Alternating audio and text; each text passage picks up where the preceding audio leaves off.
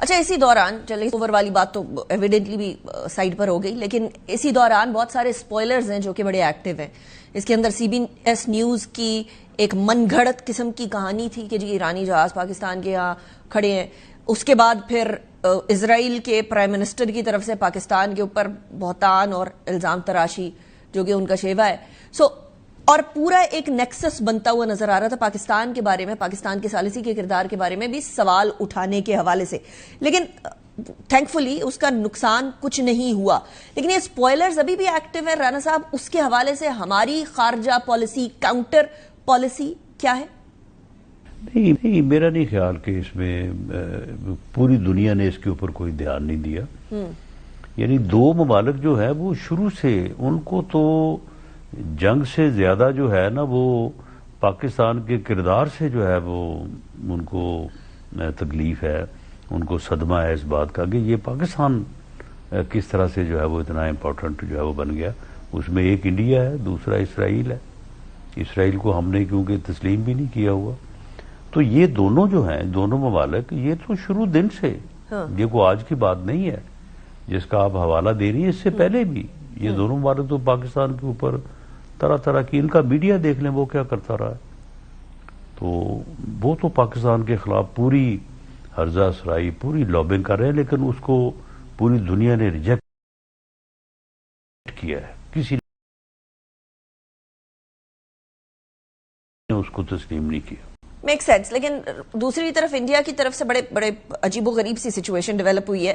تھوڑی انبلیویبل ہے، اس لیے میں عجیب و غریب کہہ رہی ہوں رانا صاحب، بیکاز ان کے وہاں general secretary of R S S اور ان کے آرمڈ فورسز میں سے آوازیں آنا سٹارٹ ہو گئی ہیں کہ پاکستان سے مذاکرات کر رہے ہوں گے. وہ بات الگ ہے کہ راجناتھ سنگھ نے اس کے بعد پھر پاکستان کے خلاف ایک بار پھر ہی اسٹارٹڈ اسپیوئنگ وینم.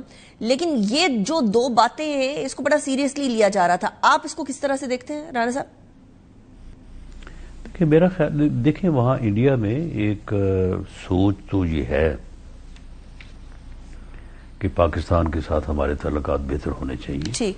اور یہ جس قسم کی نفرت جو ہے وہ کی آگ جو ہے وہ مودی جو ہے وہ بڑھا رہا ہے، تو یہ دونوں ملکوں کے مفاد میں نہیں. یہ سوچ تو وہاں پہ ہے. لیکن جو موجودہ گورنمنٹ ہے لیڈ بائی نریندر مودی، یہ کبھی اس بات کے اوپر نہیں آئے گی. یہ کبھی بھی اس قسم کی کوششوں کو جو ہے وہ پذیرائی نہیں دے گی. اس کی وجہ یہ ہے کہ ان کی اپنے ملک میں جو سیاست ہے، ان کا جو اپنا سروائیول ہے، وہ اس نفرت کی بنیاد کے اوپر ہے. تو وہ جو ہے وہ اس نفرت کو، اس بیانیے کو مسلسل جو ہے وہ پرسو کرتے رہیں گے، کیونکہ ان کی اپنی انٹرنل پالیٹکس جو ہے وہ اس جو ہے وہ بیانیے کے اوپر ہے. صحیح. وہ یعنی جو مذہبی کھاڑ جو ہے یا مسلمانوں سے جو نفرت کا ایک ان کا بیانیہ ہے، اس کو وہ کیش کروا رہے ہیں. وہاں پہ جتنے بھی الیکشنز ہو رہے ہیں ان کے ہر جلسے میں یہی موضوع ہوتا ہے.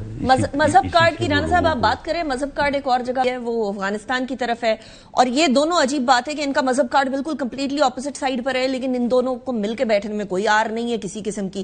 سو مجھے یہ بتائیے گا کہ افغانستان والی سائڈ پر بھی ابھی ہماری کیا سچویشن ہے، اس کی بھی ذرا اپڈیٹ دے دیں.